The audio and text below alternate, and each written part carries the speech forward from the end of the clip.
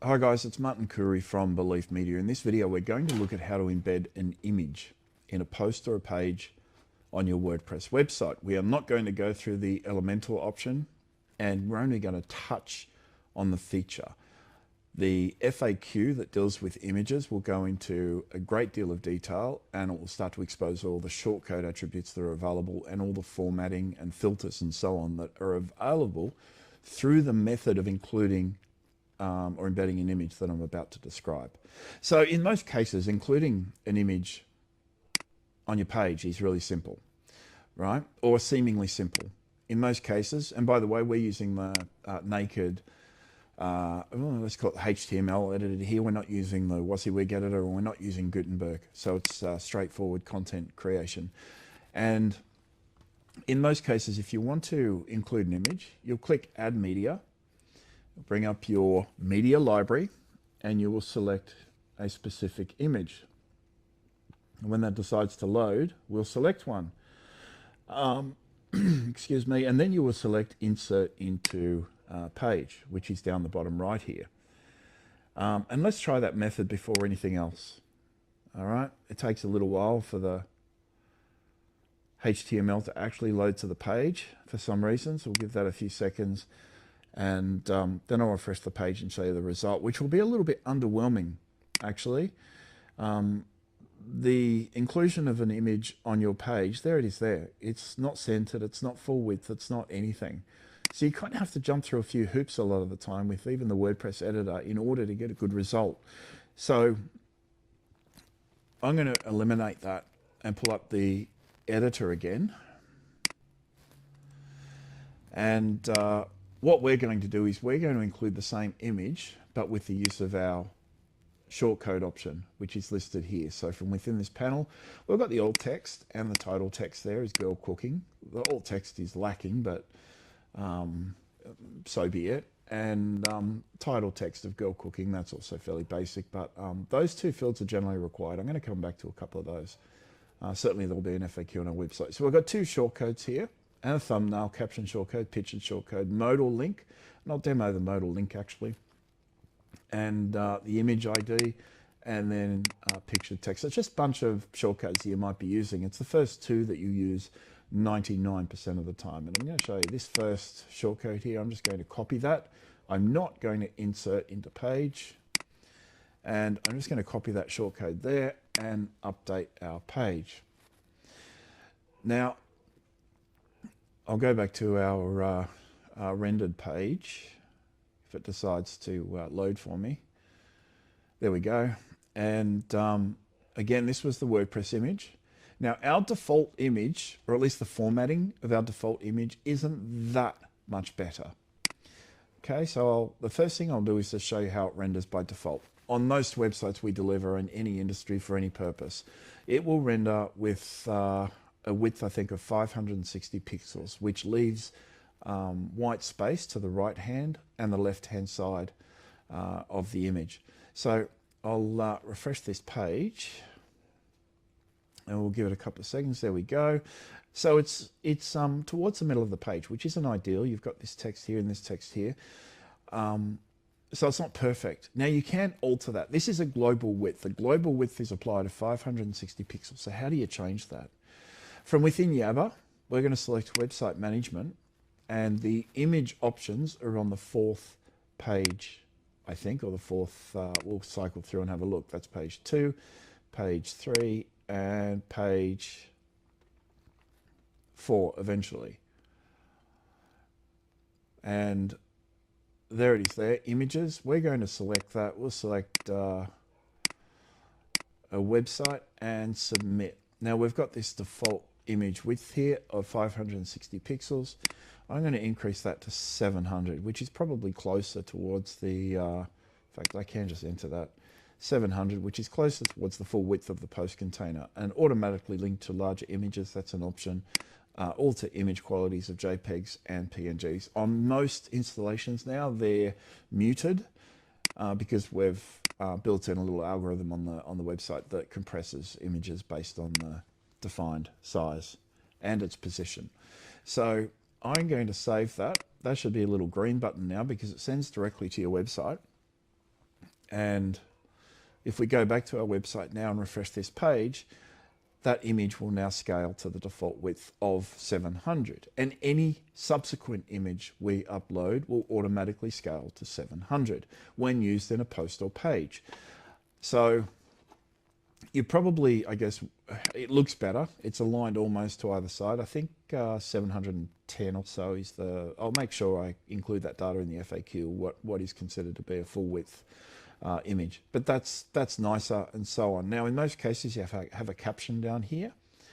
And again, I'm just going to go to the media library. I'm going to select this, and it's a second shortcode down. You can copy that, post that into your page. We'll update that, and that's got my optional pictured caption here. In fact, I might add to that a little bit so the caption appears more realistic. Now, the default feature, the default option, by the way, actually, I'll just type this text in, and then I'll come back to explain some of the default behaviors. So we'll just type in a stack of that. That's probably a bit too much. My mouse lagged a little bit and went crazy, but that's okay. So I'm going to go back to our site here and refresh. Now it's going to include a caption underneath in that pictured shortcode. So the question you have, of course, is why not use the caption functionality or feature in the actual website made available through WordPress? And the answer is, well, it's multifaceted. It's layered in different ways. So the first reason is once you put a caption into WordPress, it becomes a default caption that is applied all the time, regardless of where the same image is used. And we don't want that, because the caption will change based on where it's used and how it's used and so on, particularly if it's a graph, if it's the context has changed and so on.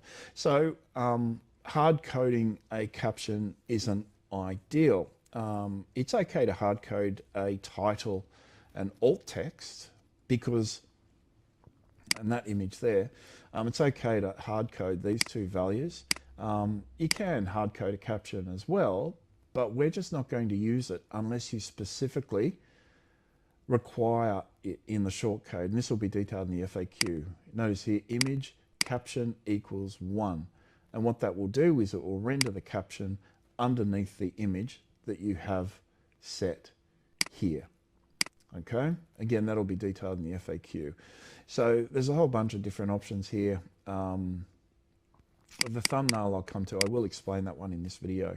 And by the way, if we include another image into this post, and I'll just copy the image without the pictured stuff. So if I stick that down there, it will automatically scale once again to 700. Once you've made that change in Yabba, all uploaded images will inherit that value by default, because 99% of the images you upload are to your website. Now this can be changed, and I'll show you how we do that. So there are other reasons that we use this as a second image, obviously scaled to 700 pixels. So what should we look at next? So, okay, let's have a look at altering the width of this image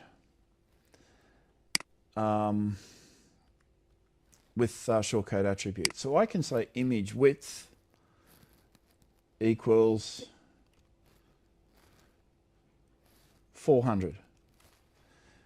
I'm going to update that, and that's now overridden my default value, because I've defined the width of this image specifically. And note we use an image ID there and not an image URL. Again, this is a really beneficial feature because we can overwrite data in a URL. You don't want to hard code a URL into an image in case the URL changes, particularly if it's an external. So there's a whole bunch of different reasons. It's just, I personally think that hard coding anything is kind of lazy in WordPress, because as your website scales and becomes really large, changing everything becomes really challenging. However, this is a central feature. Even if you changed the style of your website, you can automatically scale all the images on your website just with one simple command. So there we've got 400, scale equals width equals 400. Okay, and it automatically determines the height. So we don't have to worry about that. How about if I wanted a thumbnail? Right, so width equals 400 and height equals 400. We'll save that. We'll come back to our page here, and this will create a nice little thumbnail. The girl looks like she's in the middle of that photo, so it'll probably border around her. In fact, it'll probably include all of her. We'll see in just a second. I better refresh this page again. There we go. Just give it a second to load. And the problem with what I'm about to show you is that the image is centered as a thumbnail in the middle of the page. So it's absolutely less than ideal. Come on, page, you can do it. With screen recording, everything slows down enormously. So this is going to render that image there 400 by 400, and that looks quite nice as a thumbnail. But we could easily make that 20 by 20 or 100 by 100 and create a nice thumbnail out of a full-scale image without having to rely on WordPress and its image filtering features, which are problematic to use because it creates multiple versions of the same images and hard codes them into your WP content folder, and it explodes in size and does all sorts of nasty things, and adds redundant or unnecessary records to databases and all sorts of stuff. Now that was aligned to the middle. Let's have a look at align equals left in here. And I'll update this page. Now what that will do is it will align this image here to the left-hand side. This pictured text will appear on the right-hand side. Again, I'll talk you through this in the FAQ because I don't like images to be less. If you're going to include them in a post, it's challenging. I don't like aligning images left and right in a post. I find it distracting, and you want people to read in a linear fashion, so top to bottom, with the images sort of forming part of the conversational flow. And having images, I better refresh this page, having images elsewhere, it's a stylistic and personal preference, but you'll see what I mean in just a moment. I obviously didn't align that to the left.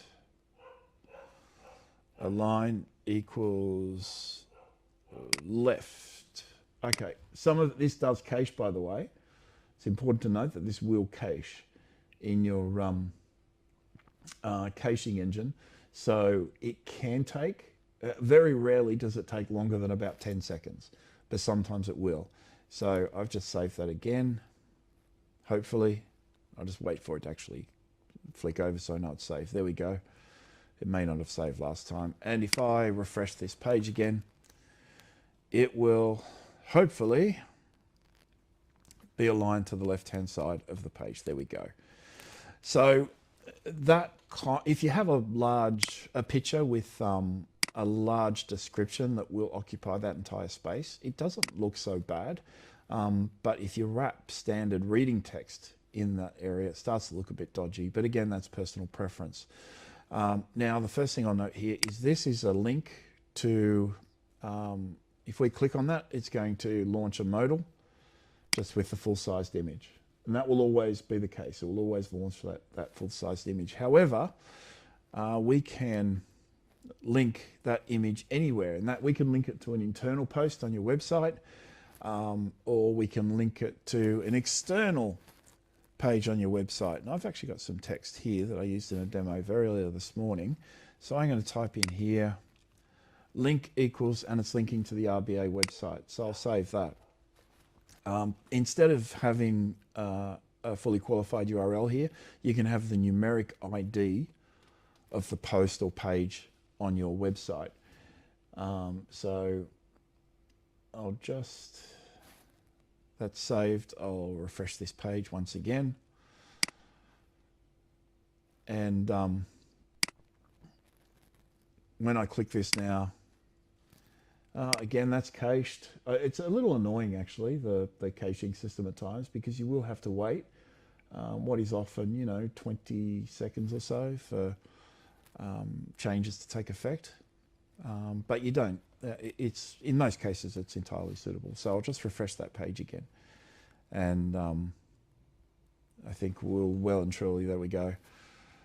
So I'll click that now, launches in a new window, and the RBA website will open.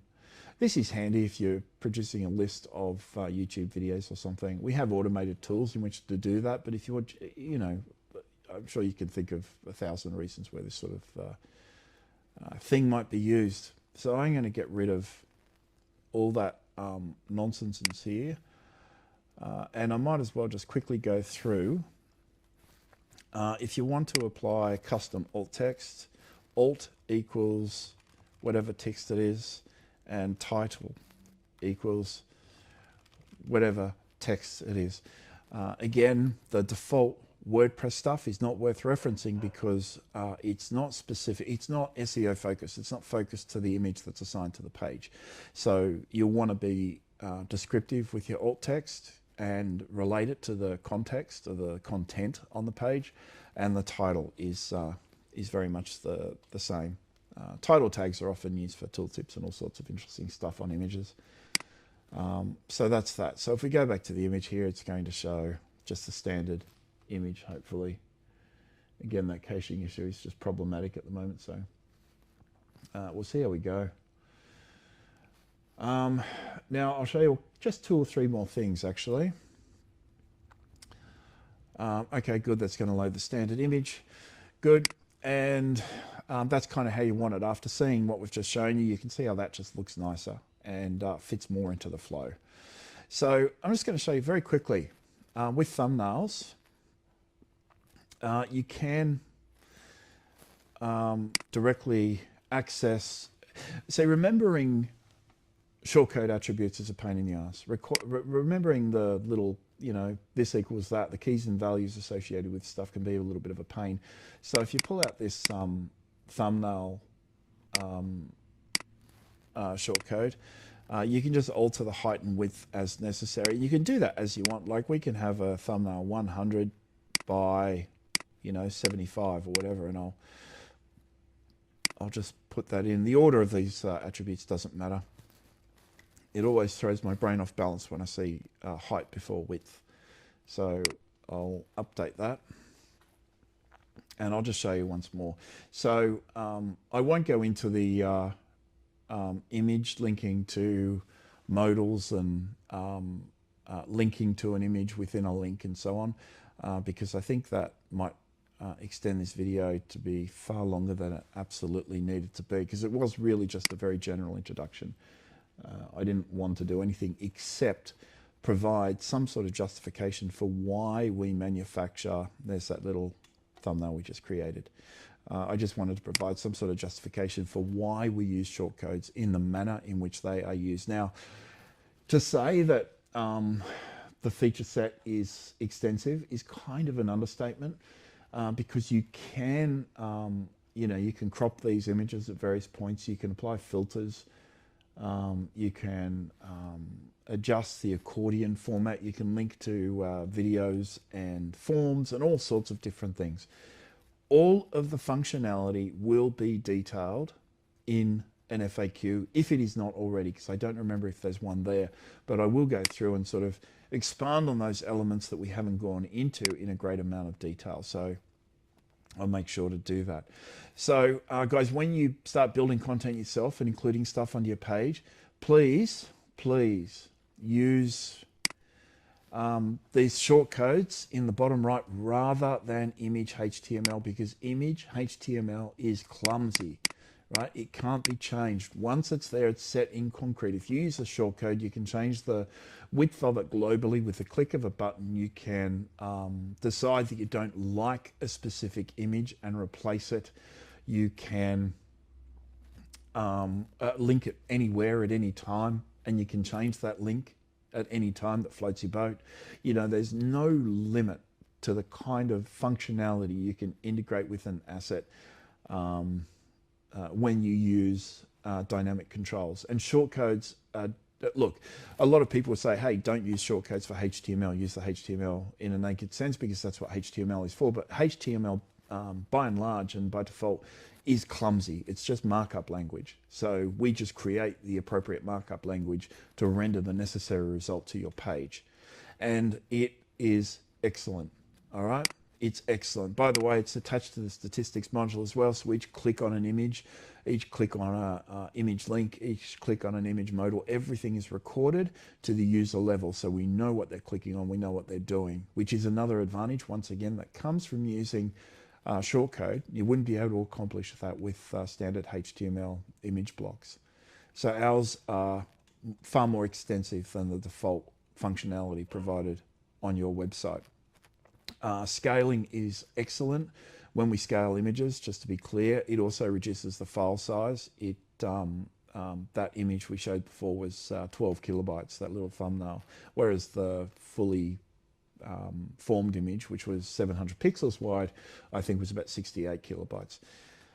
So it's a really good processing and compressing algorithm that we have developed in-house ourselves to be in fact, we've made it available as an open source tool as well. So you can just if you're not a client, you can download our processing toolkit, which will achieve exactly what I've described here. Guys, my name is Martin Curry from Belief Media.